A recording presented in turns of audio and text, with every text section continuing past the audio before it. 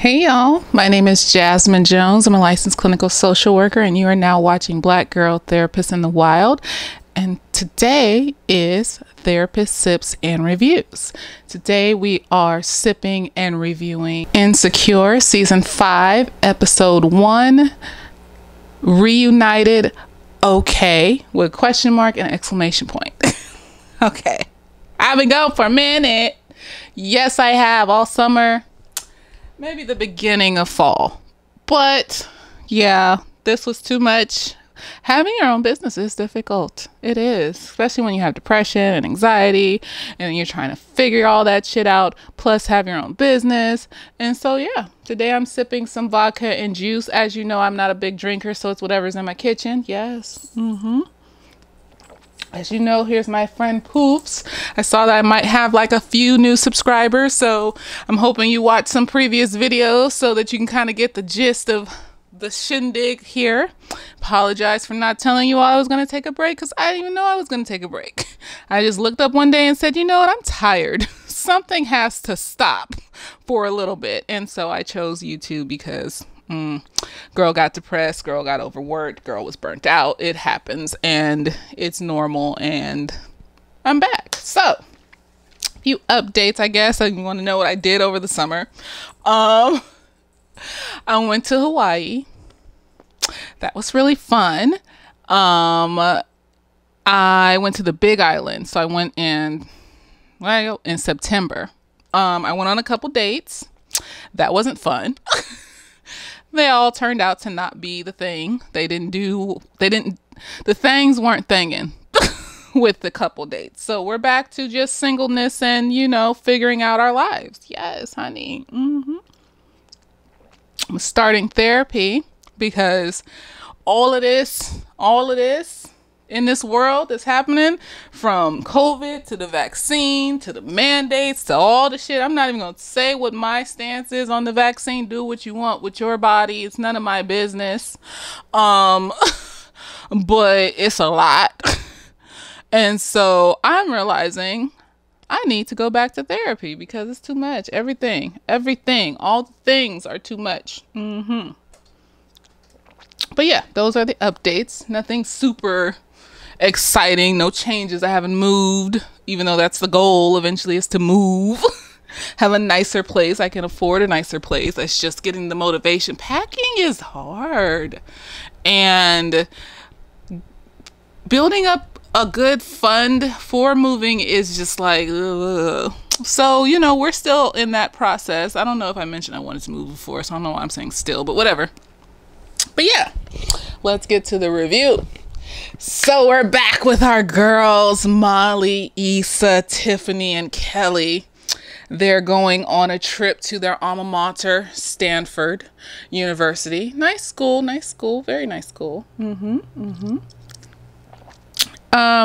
We start the show off with Kelly on the road trip to the school with Tiffany and Derek.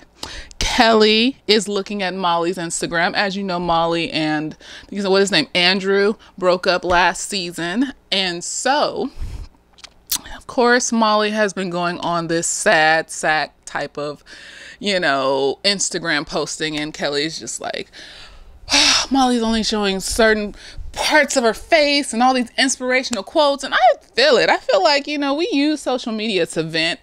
And I don't think, you know, I think some of us do it consciously, and then some of us do it subconsciously just to get it out. We use our social media as our diaries and things like that when we are going through some kind of mental health crisis. Breaking up is a mental health crisis. That's grief.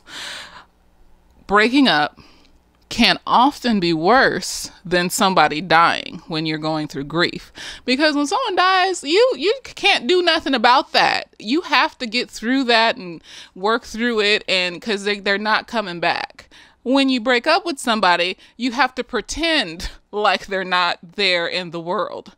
That is so really, really very hard, especially if you follow them on social media, if you have mutual friends and you have to hear about them occasionally. It's just difficult. And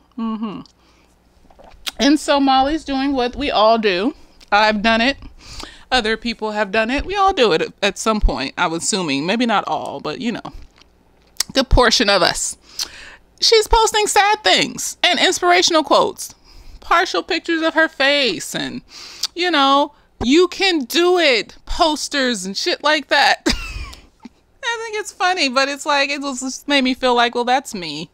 Yes. I think I haven't broken up with anybody in a while. So they're in the car going, and Tiffany's just like, well, you know what? This weekend is about us remembering our good times and our past and whatever. And we need to not think about all the messy messes that Molly and Issa are in. And so, you know, Kelly was just like, I'm still going to like the picture because, you know, that's my friend. So get to the school, you know, and Issa and Molly are already at the school. So Issa took a plane, and this is so me. She gets off the plane and she goes to the wrong car, doesn't know who her driver is, and then spends her time going down the lane of drivers asking the cars, are you such and such? Are you? That is some shit I would do. Or maybe not. I don't know. I have a lot of anxiety, so I'd probably be on the extreme opposite where I need to know exactly who my driver is, what the car looks like before I get in the car because I don't want to get murdered. So maybe it's not exactly me, but the bumbling, you know, ness of it all, maybe a little bit.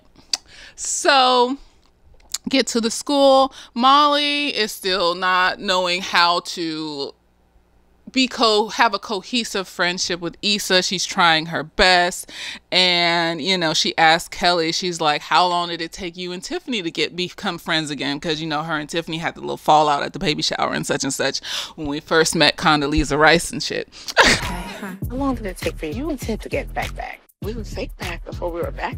Child, the jokes I laughed at that weren't even funny. She was parched, like a shriveled up prune. Prune. It's a lifelong journey, girl. And so Tiffany was just like, well, we had to fake the funk for a minute, you know, just fake friends for a while, laughing at fucked up jokes that aren't even funny. And I'm just like, oh, maybe that's why I couldn't like reconcile with a lot of the friends that I had to let go for toxic things, just because I can't fake it. I'm an Aries sun, Aries rising, Leo moon. Yes, I can't fake that shit. If I'm upset or bothered, or if I just want things to get back to normal, I'm just gonna act like myself. I'm gonna act like I used to act. Like, why are you acting different? And I'm gonna be upset that you're acting different. See, I have issues.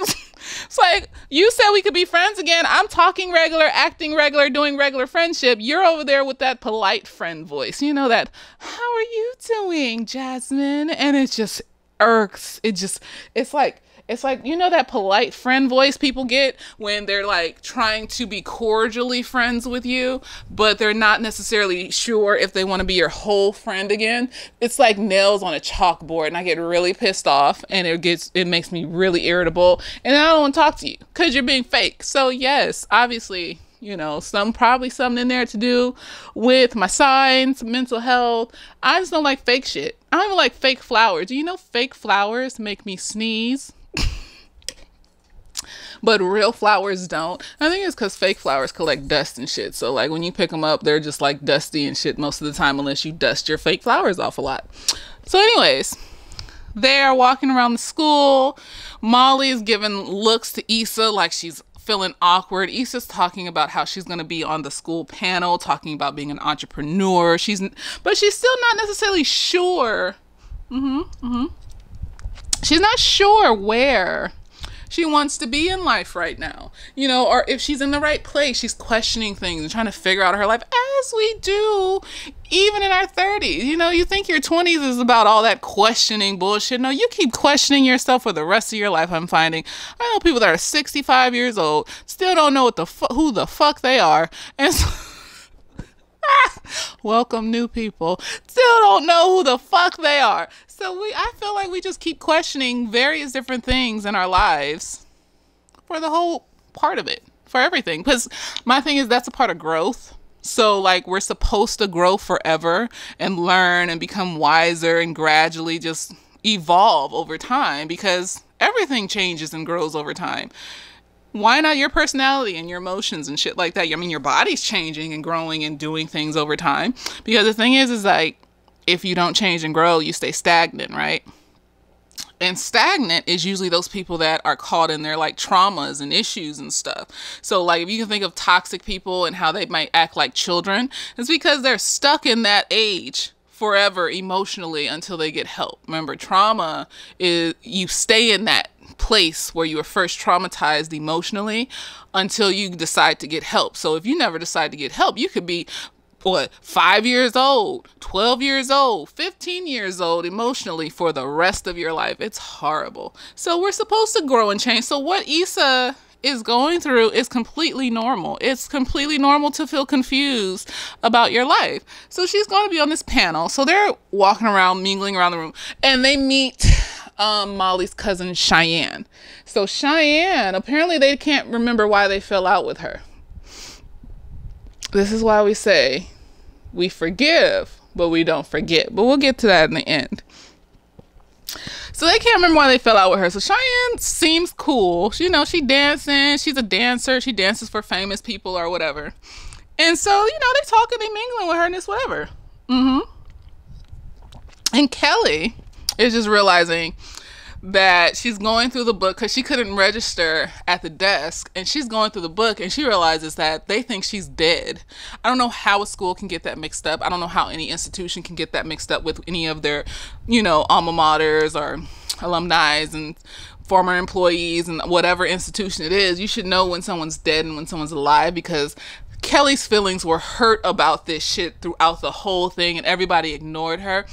And this kind of touches on what people were talking about, like, you know, Kelly is just positioned as like the fat friend, and she's always like the jovial, funny, fat friend, and we don't know anything about. So I think they're going to get into Kelly this season, the final season, which is just kind of like a little shade, but I haven't seen the rest of the episode, so I'm not going to. I just hate when people make it obvious that they fucked up. And they make it obvious that they're trying to fix it, because then it's like, you couldn't finesse this a little bit better? Because there was a whole scene in there where Kelly was just like, she got so mad, everybody was like making jokes about it. She was like, am I just a joke to you? And I'm just like, you ain't gotta be that obvious. Y'all could have finessed that a little bit better. Why couldn't her feelings just be hurt without saying the whole thing about, am I just a joke? I mean, they might bring it up as a whole plot point in this, you know, being the seen stereotyped as the fat friend and stuff. So I can't even really say anything off the first episode. I just don't like when shit's so obvious. It's just like, you're doing this because they were saying shit, weren't they? Yes. So anyways, you know, they're at the little mixer and, you know, meeting Cheyenne, and then Molly goes off to meet a group of friends like that she used to know. Her and Derek used to know these guys. And so these guys are sitting there talking, and then it's three of them, Derek and the two other guys. And so Derek and one of the guys go off, and they are all like, Amari, one of the guys, is just divorced. I guess they were trying to low-key hook her up with Amari. Shout out to Chinadu. That is, I won't call him a friend because I don't talk to him like that, but I did grow up with him. We went to summer camp together. We went to middle school together, and we went to high school together, but he was always in the popular crowd. So I didn't really talk to him that much, but we did grow up together. So shout out to him for making it in the, you know, entertainment. Get it? Anyways, he's Amari, and Amari apparently has had a crush on Molly since when they were in school. Molly wasn't really checking for Amari. She was just like, whatever about it. It's just like, it's just some nigga that likes me, whatever.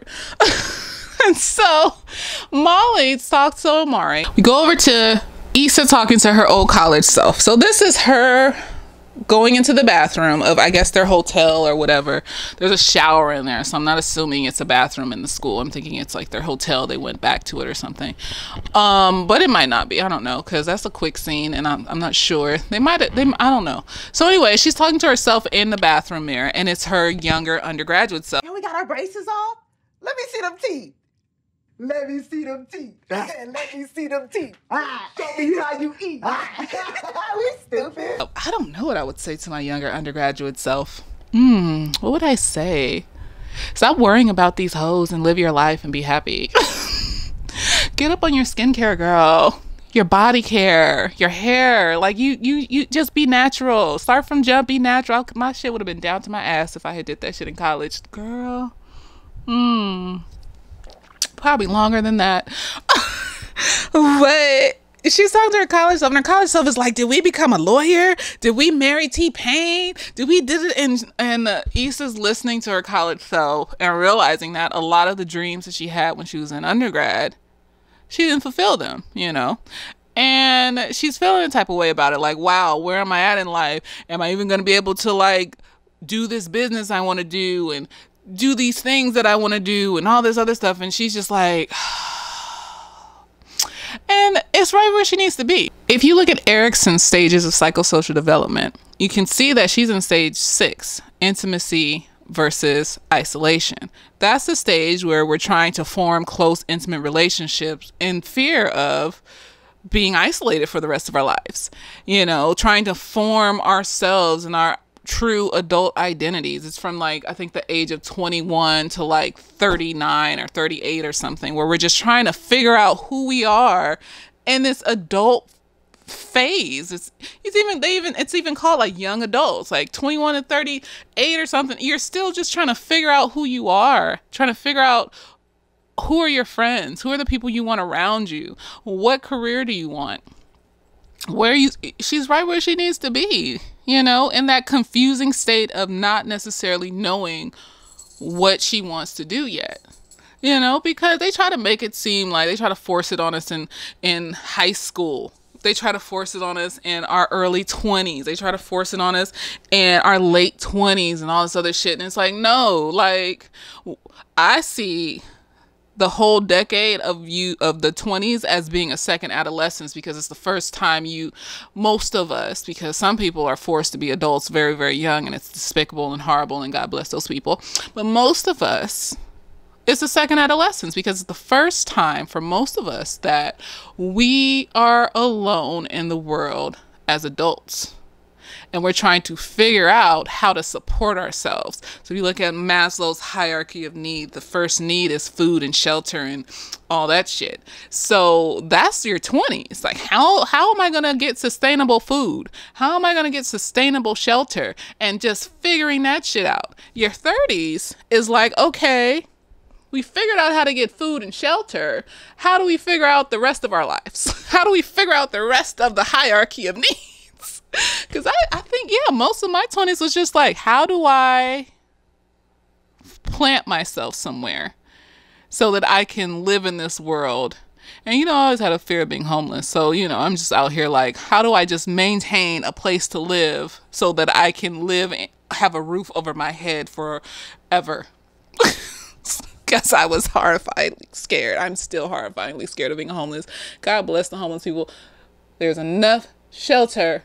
And I'm getting a little tipsy. So there's enough shelter in this country that every homeless person can have a place to live. Now, okay, there are a percentage of homeless people that is due to their mental health and lack of motivation and giving up and whatever. But most of these people just want support. Most of these people just need a direction to be pointed into. Most of these people just want to be loved and cared for and, you know, have something stable and consistent so that they can grow out of their, you know, homelessness and stuff. And so, you know, it's horrible. And I am so afraid to be in that place because I see how society treats homeless people. And I'm just like, oh, fuck, if I just fell off the horse, would I be able to get back up? See, I'm on Issa. I mean, think about that shit every day. Like, if I spend this money, see, that's why I'm going to therapy.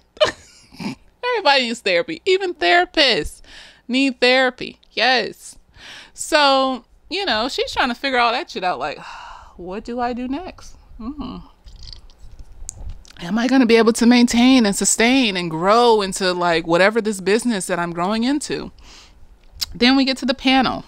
So the panel is like, I guess it's Black entrepreneurs that were in Stanford or people of color. Because I think one of the women looked like she was like Middle Eastern or Indian or Asian or something. She was a brown skinned woman. And so everyone's up there talking about their careers. One dude added a little rap to the end of his. And it was just like, okay, honey. And Issa's like, every time then come to Issa, she don't know what the fuck to say. She's just like, well, you know, I just threw something together with Block, and, you know, I'm just trying to figure it basically. And so, you know, they get to this question where they ask, like, how did you know when your business was booming? How did you know when it was time, like, to leave your 9-to-5 and stuff like that? Everybody got this answer, like, I knew when I could quit tutoring, and I knew when people were coming to me asking me business questions. And Issa's just like, I don't know yet. I don't know if I'm there yet. I mean, I could wake up tomorrow and realize that I made a whole mistake, and that was real.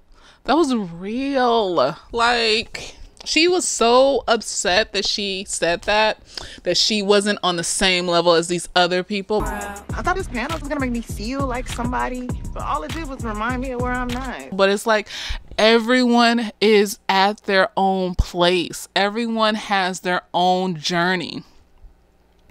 You right where you need to be, sis. And it's just like, I think that scene spoke to a lot of people. Like, a lot of us are shit, I don't know where the fuck I am with my private practice.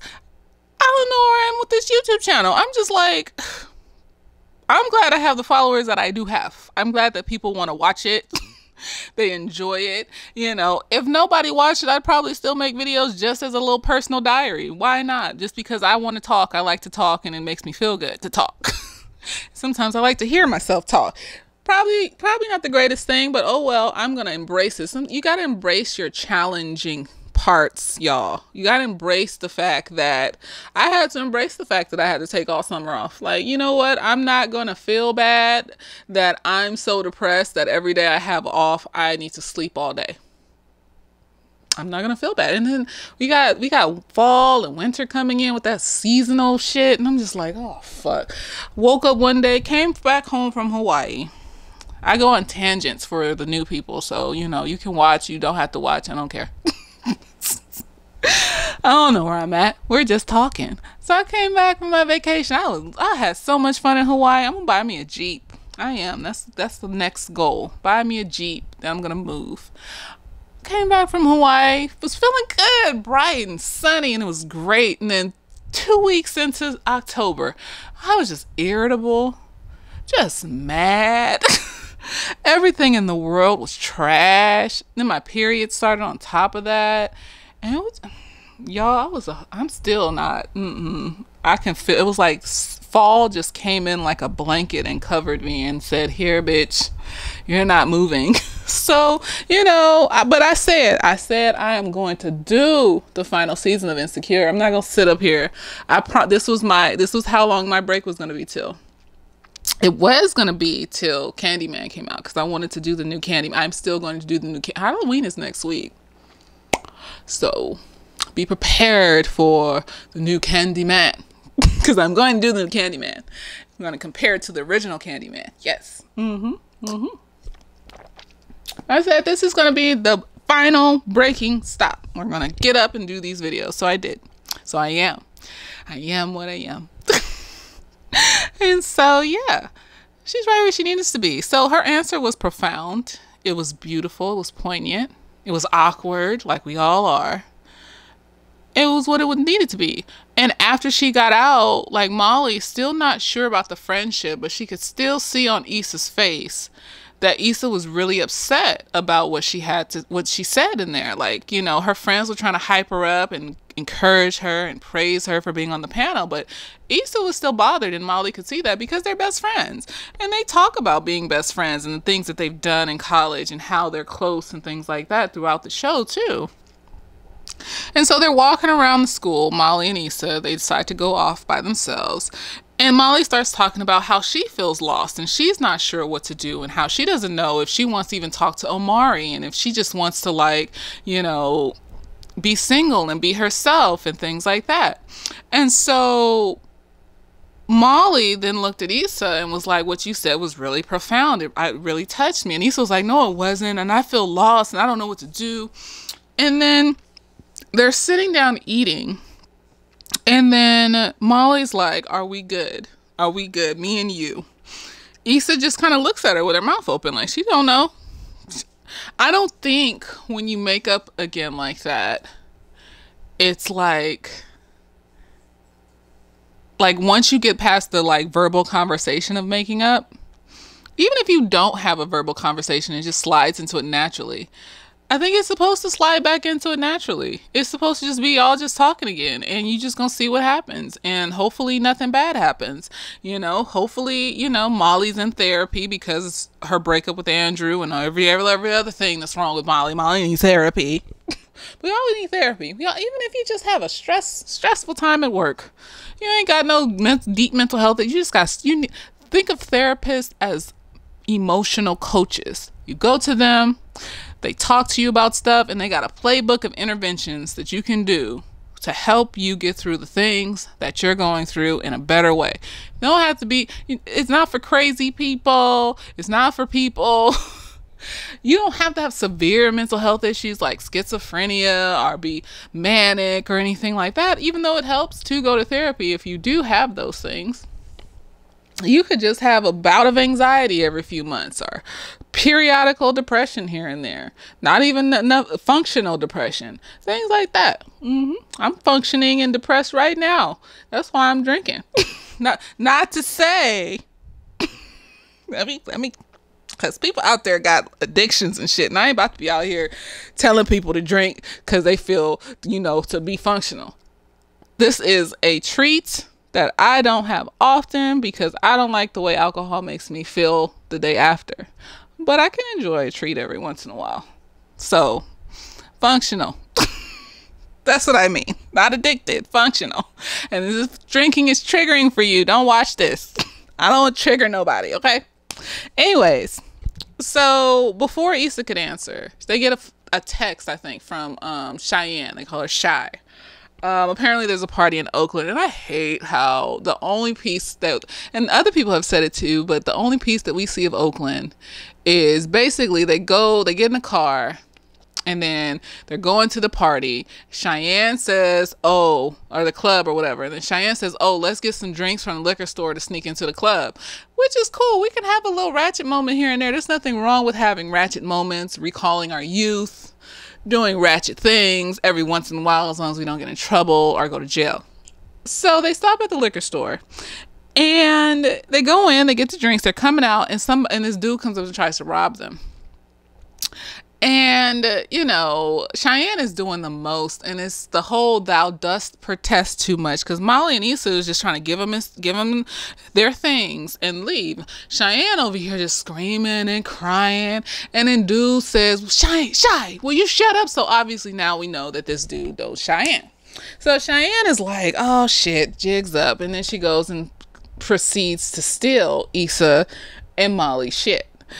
And that's all we see of Oakland. I went to undergrad in Oakland, to Mills College. Oakland is a plethora of beautiful things. I haven't been in years, and I've heard that it's been gentrified. The white people done took over. And so, I'm sorry, y'all. And so, I'm just like, y'all couldn't have shown no other side of Oakland. Like, really, there are so many. There's black centrals in Oakland that are just amazing art, spoken word events, and it bothered me. Yes, it did, but it's fine. No, it's not, but I'm gonna make it fine for right now. Anyways, they get robbed. They get back in the car. Apparently Tiffany and Kelly didn't have any idea that they were being robbed, even though they were parked. It looked like right in front of the place. I'm just like, did they think that they were talking? Like, did they not look up? Were they talking to each other so intently that they didn't look up to see what was going on? Because I like to look a little, when we stop at a place and friends get out, I like to look, you know, but I grew up in the hood. Apparently these people didn't grow up in the hood. So, and I have shorts on. So, you know, big thighs and shit. So don't be thinking, oh, I'm going to see vagina every time I pull my legs up. No, I have shorts on. It's hot in here. The lights, leave me alone. And so, you know. And so they get in the car and they're like, Shy robbed us. And they were like, what? And they were like, first they looked scared and they started laughing, and which is a trauma response, is laughter after a traumatic event. And you know, when you grow up in the hood, it's just kind of like you gotta laugh to keep from crying and shit. I don't think they grew up in the hood though, so they were just laughing. Quick side note, our side story. I was getting off the freeway a few weeks ago, and I was making a left to turn into the street. And these two cars were like battling each other, almost like wouldn't let each other on the freeway and shit. So I wasn't thinking nothing. It was just like road rage, none of my business. So, cause they were getting on and I was getting off, so they weren't in my way. So then all of a sudden I hear this pop, pop, pop. And I'm thinking like, is that someone's tires or something wrong with someone's car? I look over. This dude got either like one of them little mini AK looking guns with the thing hanging. I don't know guns, so it looked like a mini AK, and he was shooting it out the window, and I was just like, I was just like, oh, they shooting! What the fuck? I just kept driving. The bullets didn't come my way, thank the Lord. But I laughed all the way from the freeway exit all the way to, because I went to Wiener Schnitzel. And I laughed, and I was just laughing, and I was like, I almost died. I couldn't stop laughing. I was just like, oh shit, I grew up in the hood. This is why I'm not like, I was scared, but I was just like, well, I made it, so I'm alive. I mean, I'm not dead, so it's none of my business. My car didn't get shot, so I was just like, it's none of my business. But I couldn't stop laughing. I was just like, yeah, that's a trauma response. Laughter, you know, fuels the serotonin, help calm you down. That's what I'm assuming. You know, anything that brings you pleasure is gonna, no, dopamine fuels the dopamine. So anything that brings you pleasure is gonna like pump some dopamine and shit. So I'm assuming that you laugh to pump dopamine through your brain so you can calm down from the thing that scared you. I don't fucking know. I just know one time when I was little and my mom got rear-ended, she was mad at me because I started laughing because I was nervous. So I just figured I laugh when I get scared. So there you go.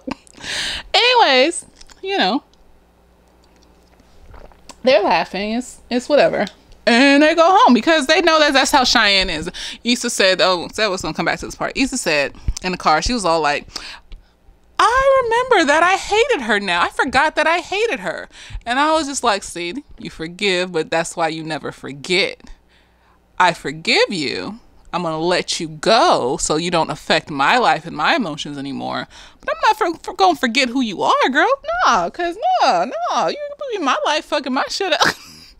Get me robbed and shot and all this stupid shit. You got me fucked up. So, oh, and another thing that happened is when they were in the car on the way to liquor store, Kelly is just like going on. She's talking about how she mad that like they think it's funny that she died, and like how like her bandmates from the band at college didn't even remember her and all this other shit. And her feelings were fucking hurt. And that's when she said, do y'all think I'm just a joke and all this other shit? And I'm just like, don't make it that obvious. And then like at first everybody in the car was just looking, you know, like they felt bad. Then Cheyenne started laughing, and she was just like, girl, it ain't nothing changed. And then she started laughing, and then Kelly is just sitting there looking out the window and looking at her phone like her feelings is hurt, and everybody else in the car was just laughing. I was like, that is fucked up. Why they treat her like that? Because see, we're gonna establish I may be a funny bitch, but you're gonna respect my emotions. You're gonna respect how I fucking feel. You know, and I'm just like, no. So, you know, they leaving. So they left, and then we get to the next day, I believe, and they're at like some diner, and they're doing like a real in memoriam for Kelly. This is all kind of grim because like first of all, we would have established at that school as soon as I got there and you told me I was dead, that I was alive. We're talking to the administration. We're talking to the people that run this shit. Take my fucking slide off the in memoriam. I am alive. You know, they're giving her a real in memoriam and saying all the things they love about Kelly and how Kelly's a great friend and shit. And then at some point, Molly and Issa are talking, and Molly is just, they're reprising the conversation from yesterday, and they're saying, Molly's just like, maybe, I don't know why I'm tripping over Amari, and I was fine a few weeks ago, or a few days ago, and I get here and see Amari, now I'm tripping. And then Issa's just like, well, because you were never pressed about Amari. You were never pressed, you were never worried about him, and, what did she say? He was pressed about you in college. You were always that girl. You always knew what you wanted. You always knew where you were going to go. And now it's like you stopped. And Molly's just like, well, I don't know what to do. I don't know how to get that back. And Issa's just like, well, let's just move forward. Let's just stop thinking about the past. And I feel like they quote Beyonce. Forward is a word that's been around since words. But I feel like for this show, they talk about Beyonce, because when she said, let's move forward, I heard Beyonce say, forward.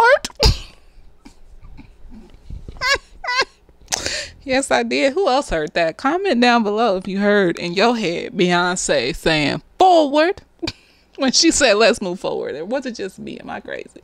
And Molly and Issa are just like, okay, move forward. Kelly is narrating.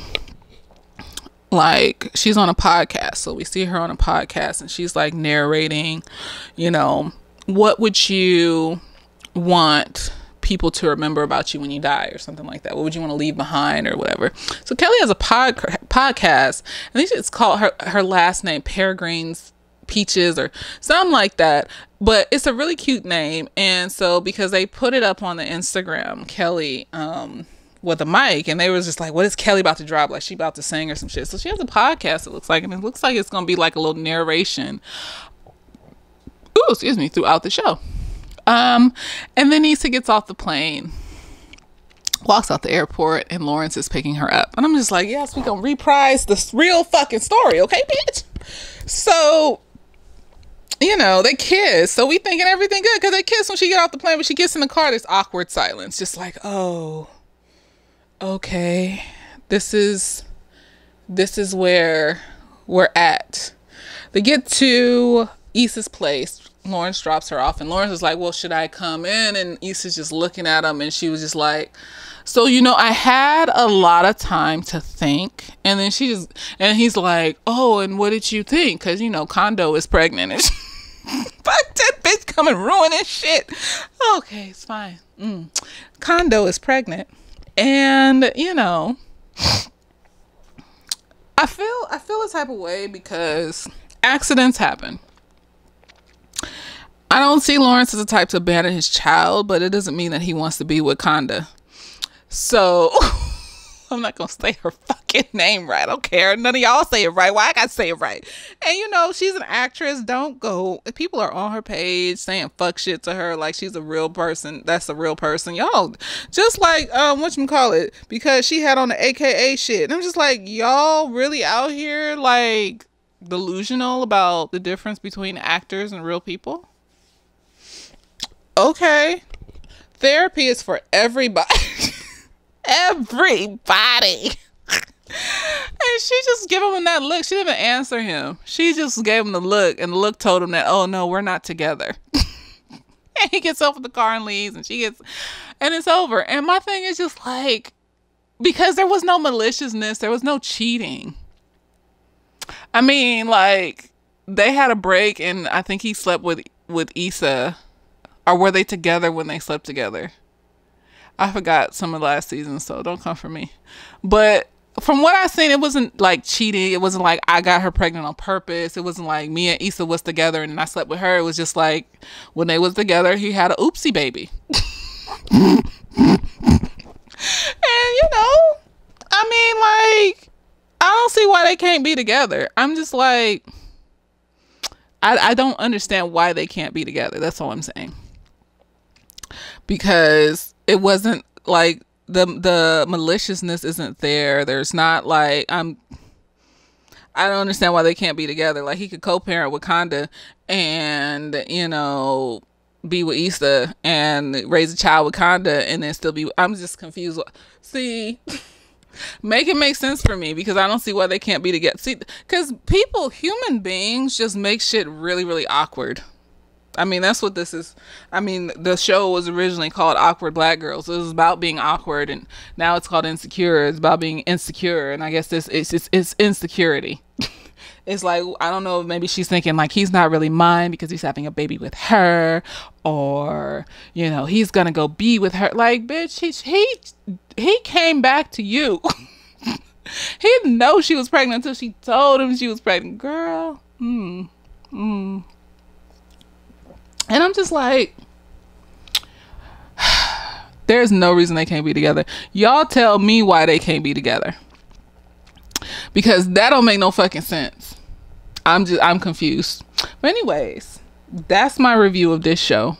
The first episode of this season. We haven't really fleshed out much because the whole first episode was just, you know, awkward looks and body languages and shit. It wasn't the real story, which is Laura, Conda, and Issa. I don't care about the rest.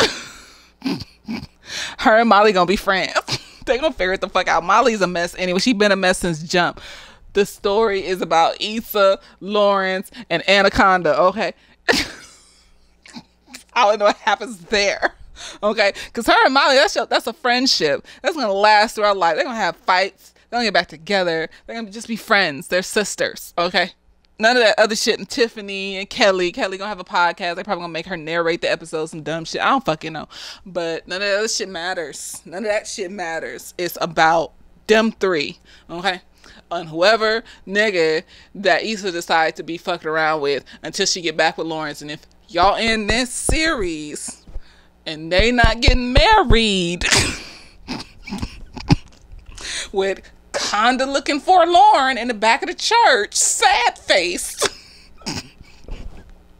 I'm bothered. I'm gonna be upset.